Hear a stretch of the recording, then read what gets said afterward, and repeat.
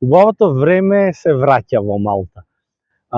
Нормално како што и самата држава контраст од контраст, така и во овој период од годината се менува. Лето, зима, пролет, есен, практично 2 годишни времиња се најчесто во Малта, но ова е периодот каде што преминуваме од многу дожд на ветар, подоцна имаме сонце и затоа полека се подготвуваат сите за новата летна сезона. Ако веќе планирате да доаѓате во Малта, тогаш слушнете оно што сакам да ви го кажам како да дојдете во денешна епизода.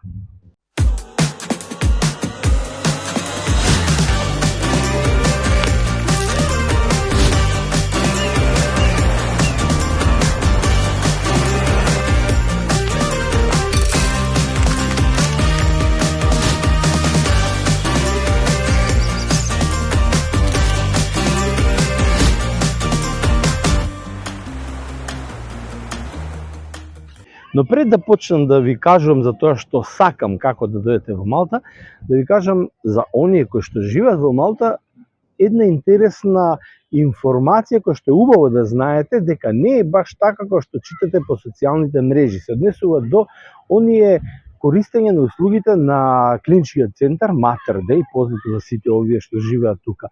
За жителите од третиот свет, така ги нарекуваат, нели сите оние што се надвор од Европска унија, има нови барања. За пример, кога ќе одите на лекување, иако знаете дека се бесплатно, сега се бара покрај пејслипот од последната земена плата и FS3, значи оној годишен извештај за вработување, па не знам друг документ и така натаму, или се мора да си платите, па кога ќе докажете може да ви ги вратат парите.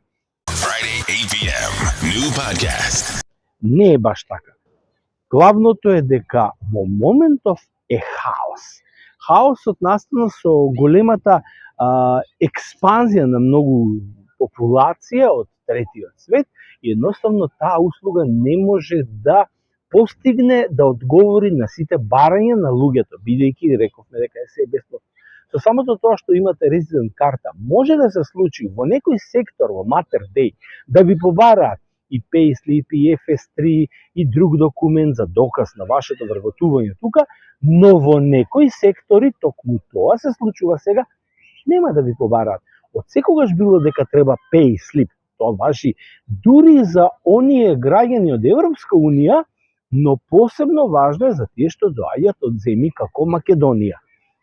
Сега, треба да имате и малку среќа, бидејќи во овој хаос се случуваат и разни моменти. Треба да имате малку среќа да не ви побараат, но ако ви побараат, не можете ништо против тоа и мора да обезбедите и FS3 и сите тие други работи. Инаку ќе треба да си го платите здравствената услуга. И најважно од се, ова се што ви го кажа важи само за оние ако сте помалку од една година во Малта. За тие со поголем стаж, овие работи не важат. Затоа ви реков, не слушајте дека тоа е задолжително. Да, може би е, но имате во моментот, во минатата недела имавме толку многу примери каде што ништо од ова не беше потребно. Но некогаш и тоа се случува. Значи, овој хаос ќе се надмине секако, но ќе треба да помине еден интервал на средување. Ви објаснив и зошто.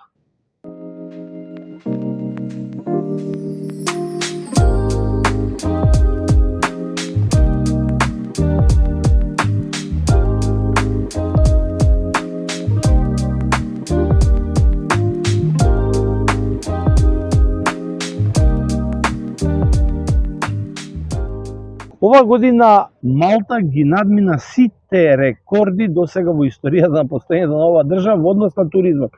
Преку 8 милиони туристи ја посетија Малта и ова е лекција и за оваа година која што се очекува повторно да бидат надминати рекордите. Дали тоа ќе се одржува поради, мината година беше поради пост-ковид интервалот, бидејќи одеднаш нагрна луѓето на ефтините дестинации. Кога сме кај ефтините дестинации, ќе ви кажам дека сега веќе имате уште поголем избор за доаѓање на Малта од Македонија. Го имате директниот лет од Скопје, може да користите и оној лет од Софија, имате лет од Белград, исто така не многу скапи билети авионски, имате лет од Солун, кој што со Ryanair веќе достигнуваат и, односно, се многу пониски во одредени периоди, во одредени денови на попуст од оние што се од Скопје.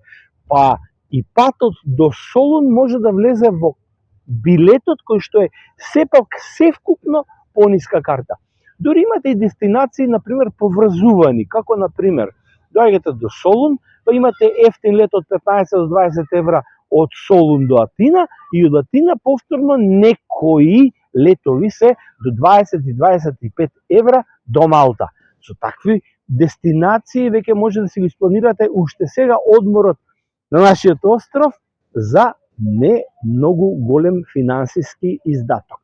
А оние други дестинации кои што стандардно постојат преку Трст, преку Рим, преку Болоња и така натаму, веќе ги знаете. Значи, подгответе се, летната сезона набргу почнува и убаво е ефтино да пристигнете во Малта, ако го испланирате тоа уште во овој период. Најчесто во февруари, во средина на февруари и почетокот на март се билетите далеку поевтини отколкото ги купите во април и во мај.